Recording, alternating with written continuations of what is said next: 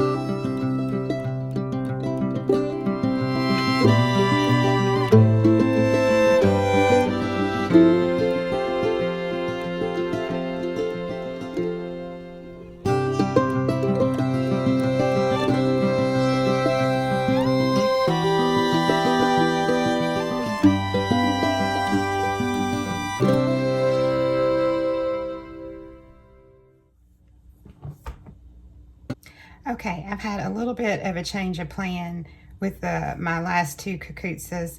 I just do not have the freezer space. I straightened out my freezer and I already had some frozen.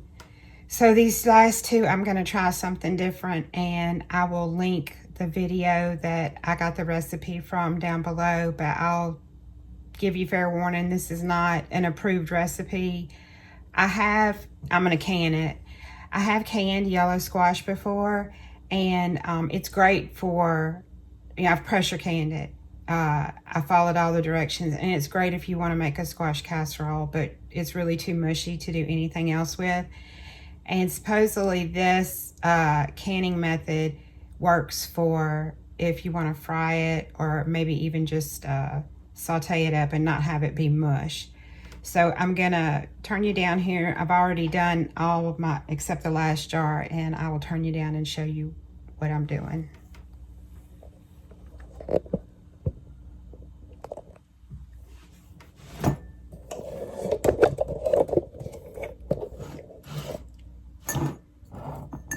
Okay, I'm using wide mouth pint jars, and I have the rest of this cucuzza, and I'm just cutting them about 1/2 1/2 inch, a 1/4 of an inch, something like that.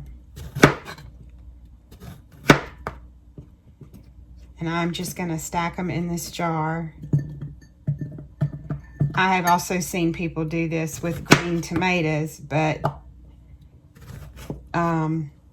you know, if it's a waste, if it doesn't work out, it's okay. I have a lot of this and I still have more growing. So, you know, it's not the end of the world. And if you need to squish some in on the side, do it. Pack as much in there as you can.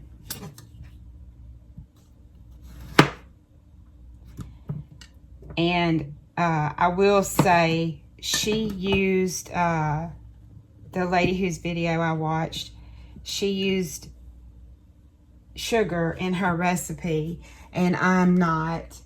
And this is a cold pack method. So I've already done all the other jars, so I need 1/4 teaspoon of salt that I'm just going to put on the top.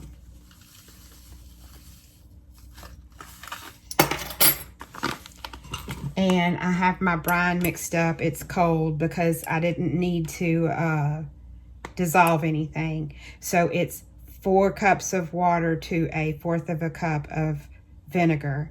And I had to make 2 of these. So you just fill your jar up. Give it a little tap. Make sure all the air bubbles came out.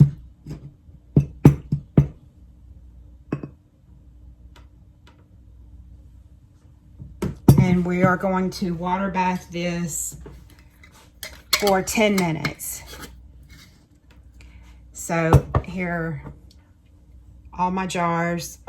We shall see. I will report back and let you know how it works out. So I was able to at least get some stuff taken care of. And we have one more project we're going to work on today. So I'll be back in a little bit to show you that. Okay, the other thing that we're canning today is rotel tomatoes. So in here, I just have a gallon of tomato. I'll link the recipe down below, but this is about a gallon of tomatoes, a couple of regular sweet bell peppers, and I just put a mixture of my hot peppers. There's some jalapeños in there and some serranos. And then there is 1 chopped onion in here. Also, there's 3/4 of a cup of vinegar. So we're just gonna let this kind of lightly simmer for about 20 to 30 minutes.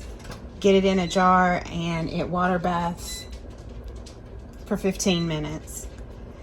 I got distracted and I forgot to cut my phone on to show y'all, but all I've done is just chop vegetables. You've seen me do that before. So I'll come back when we're filling our jars and show you what that looks like.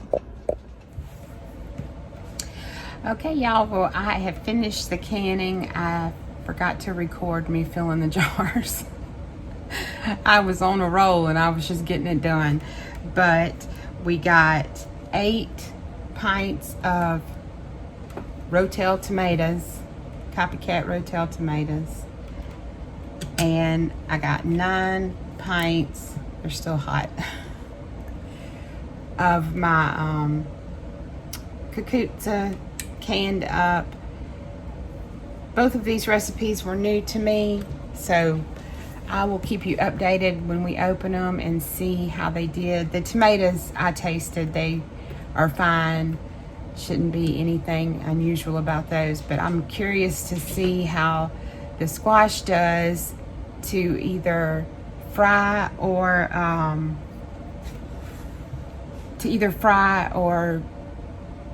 saute up with some butter and onions and it not just be complete mush. I know the video that I'm going to link for you where I saw someone else do this, she said to fry, she showed how she fried it, and you have to rinse it and you know, pat it dry or use the salad spinner on it, something like that. Get as much moisture out of it as you can. So I'm real curious to see how those turn out. But I hope you enjoyed today. I think this is going to be the last canning video for just a little bit. I don't have much coming in right now to be canned. And then when the okra and pumpkins and all come in, I'll be doing more canning. So you can't ever tell. I enjoy canning, but you can get burnt out on it just a little bit. So enough of my rambling for 2 minutes. I hope you enjoyed the video. I hope y'all have a blessed day, and I will catch you next time. Bye.